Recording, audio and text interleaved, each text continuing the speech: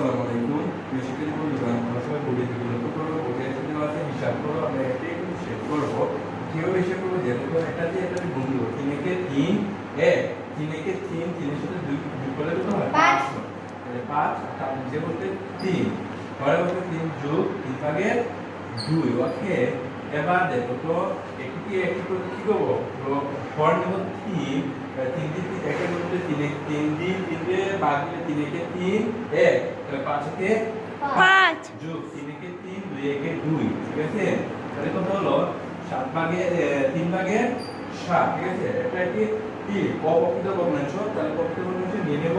তাহলে 3 7 কে ভাগ দেব, তাহলে 2 বার যাবে, 3 2 6, বাকি কত 1। ওকে, তাহলে কত হবে এটা? তাহলে হবে 3, ঠিক আছে, 2 সমস্ত, ঠিক আছে, 2 সমস্ত X ওকে, ঠিক আছে। যে